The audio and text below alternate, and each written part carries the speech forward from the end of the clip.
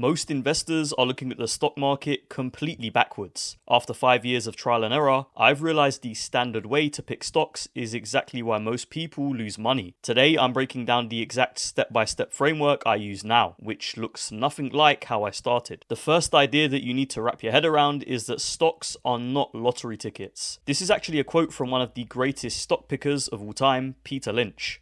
I'm trying to convince people there is a method. There are reasons for stocks that go up. Coca-Cola, this is very magic. It's a very magic number. Easy to remember. Coca-Cola is earning 30 times per share what they did 32 years ago. The stock has gone up 30-fold. Bethlehem Steel is earning less than they did 30 years ago. The stock is half its price of 30 years ago. Stocks are not lottery tickets. There's a company behind every stock. If a company does well, the stock does well. It's not that complicated.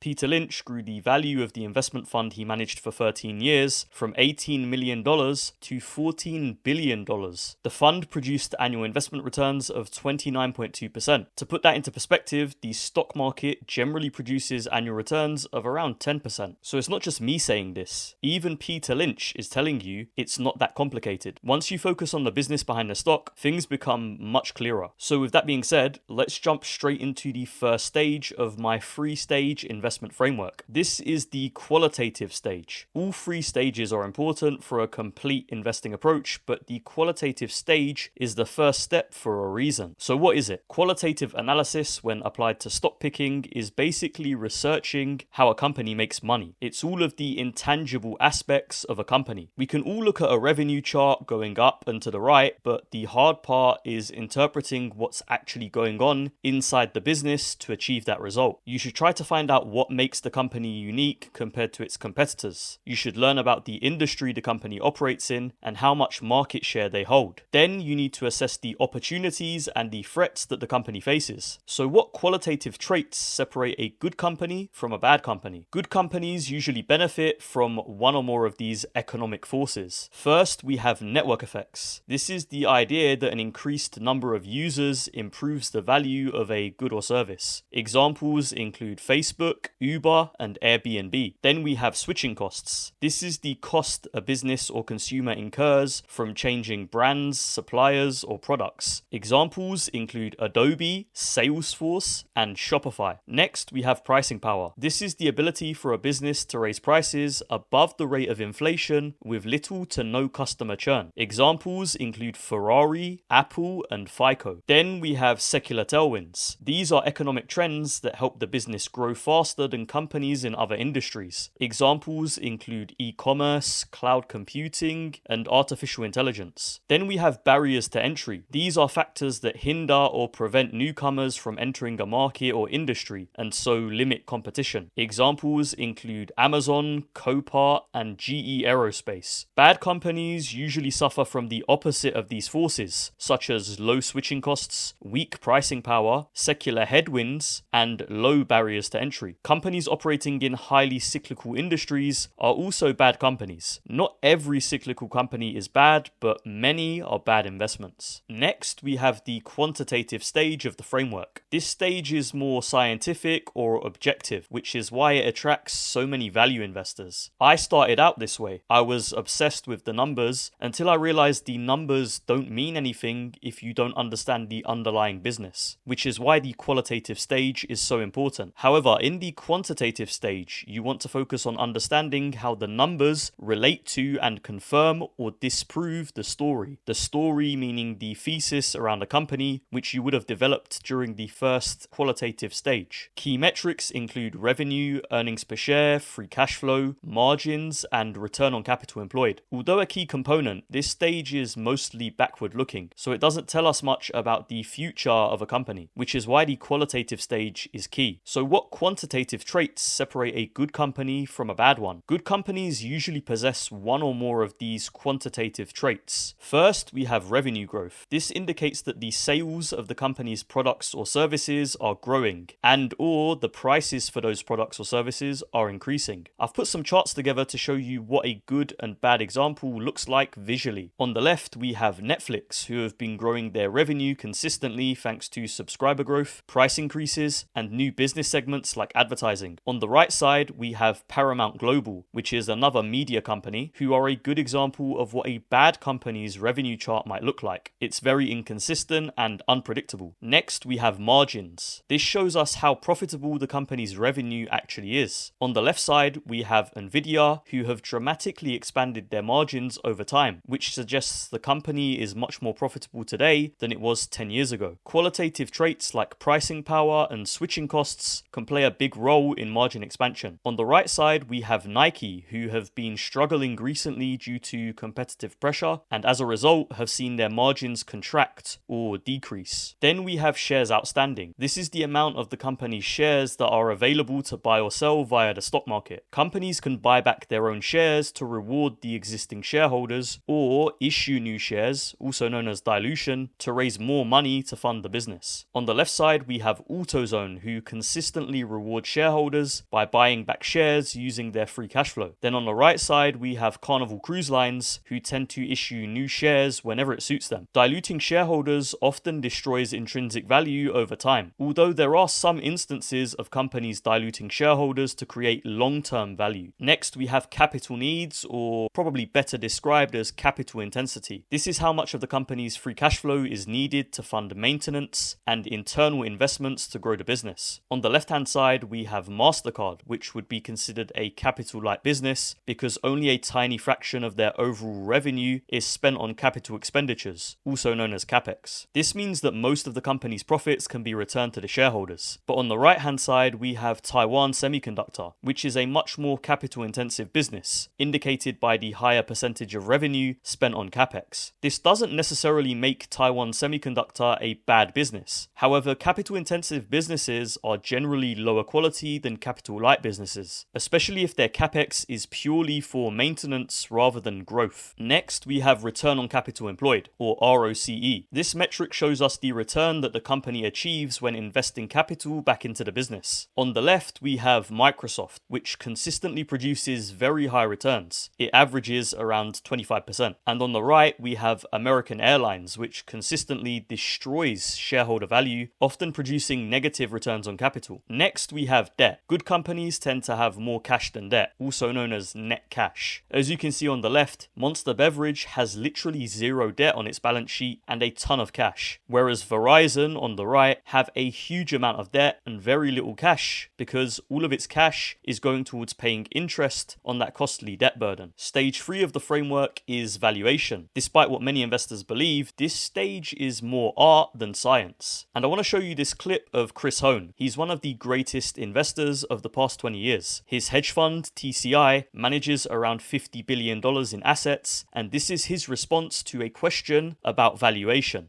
We have identified one of these companies, let's say, I don't know, Aena or Rolls-Royce or Microsoft. How do you value these companies? What is your valuation tool?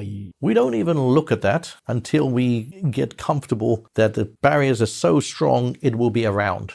So even the greatest investor of the past 20 years acknowledges that valuation is less important than understanding the qualitative aspects of a business. Next, we have to make assumptions about a company's future and valuation multiple based on our qualitative and quantitative research. Key metrics include the price to earnings ratio and free cash flow yield. We use a valuation model like a discounted cash flow, also known as a DCF, to project future stock returns. Highly valued stocks aren't automatically bad investments, and lowly valued stocks aren't automatically good investments. This is one of the biggest flaws in traditional value investing. For example, a great company like Costco with strong qualitative and quantitative traits will likely trade above a 30 PE ratio long term, but that doesn't mean that the stock is overvalued or a poor investment. Whereas an average company like PepsiCo might trade at a 15 PE ratio long term, but that fact alone doesn't make it undervalued or a good investment. I think it's better to judge the valuation of a stock on a case-by-case basis because all companies are unique. There are some companies like MasterCard and Visa that have essentially the same business model, but even they have minor differences which make them unique, and that has to be factored into their valuation. So what traits separate an undervalued stock from an overvalued one? First, when a stock is trading below its intrinsic value, which we calculate using a valuation model or a DCF, it's probably undervalued. And when it's trading above its intrinsic value, it's probably overvalued. I say probably because we can't know for sure what the future will bring. If a company's stock is trading above our estimate of its intrinsic value, but grows its earnings faster than expected, it could actually be undervalued. And it works the same way in reverse. A company might look cheap trading below its intrinsic value, but if earnings growth slows, it could actually be overvalued and a poor investment. When a stock trades at below its historic average PE ratio, it could suggest that it's undervalued. And if it trades above its historic average PE ratio, it could suggest that it's overvalued. But remember, we should always factor in our assumptions of the company's future growth. When a stock trades above its historic average free cash flow yield, it could mean that it's undervalued. And if it trades below its historic average free cash flow yield, it might mean that it's overvalued. But again, this is highly subjective despite the urge to treat valuation like a scientific process. Next, we have the bonus stage of my investment framework, which is around portfolio management. These principles will help you avoid common mistakes made by other investors. First, you should only buy stocks that you're comfortable with owning for the next 5 to 10 years. This is why we focus so much on the performance of the underlying business, as that will affect the stock price more than any other factor long term. The next piece of advice is to avoid financial news/social media. It's mostly noise that will negatively affect your judgment. This might seem quite ironic since I have a YouTube channel, but I try to focus my content on the things that actually matter. A lot of what you find on the news and social media distracts you from the things that do matter. Social media and the mainstream news generally present the most shocking and emotionally charged content to farm views. The next piece of advice is actually a quote from billionaire investor Manish Prabhai. He says, "The mistress is always hotter than the wife." And you might be thinking, what's this got to do with investing? I'll let Manish explain.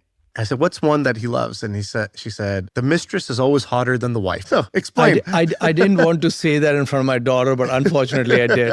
That was the first one she mentioned.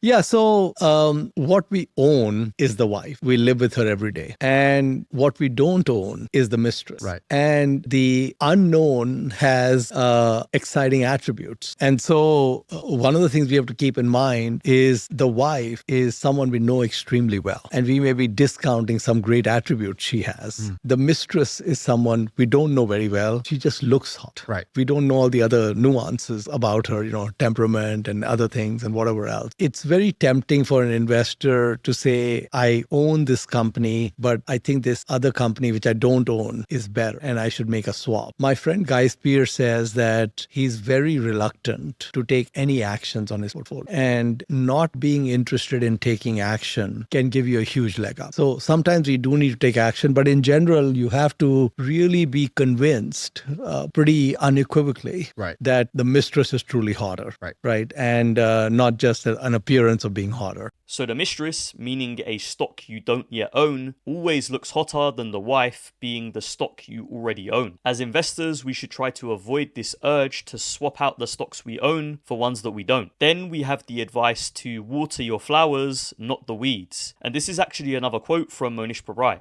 So we know that the flowers are rare and the weeds are plentiful.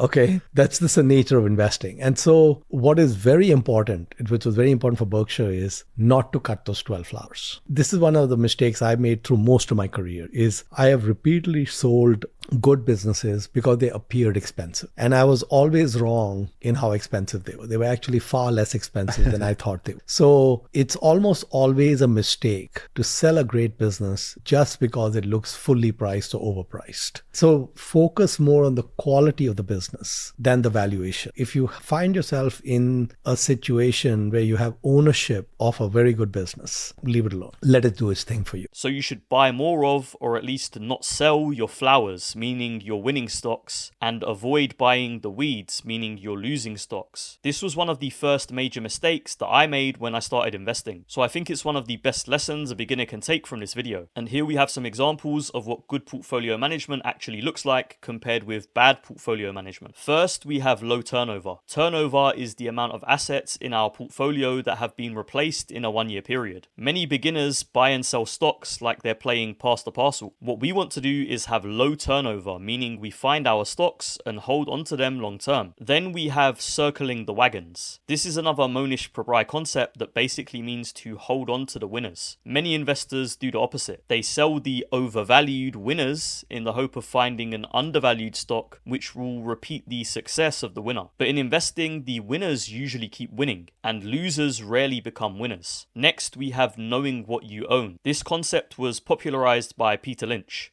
The single most important thing to me in the stock market for anyone is to know what you own. I'm amazed how many people own stocks. They would not be able to tell you why they own it. They couldn't say in a minute or less why they own it. Actually, if you really press them down, they'd say the reason I own this is the sucker's going up. I mean, that's the only reason.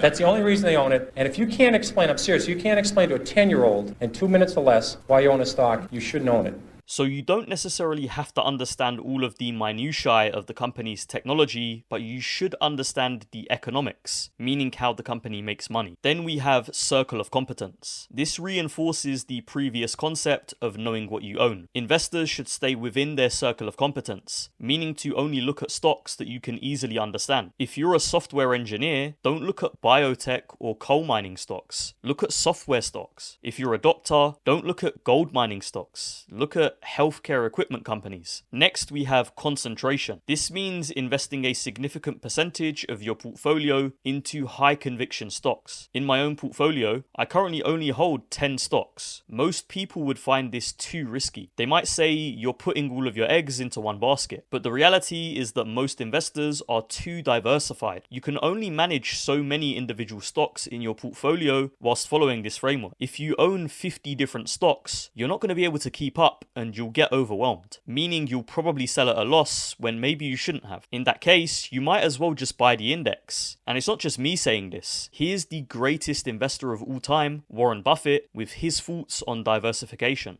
We think diversification is, as practiced generally, makes very little sense for anyone that knows what they're doing.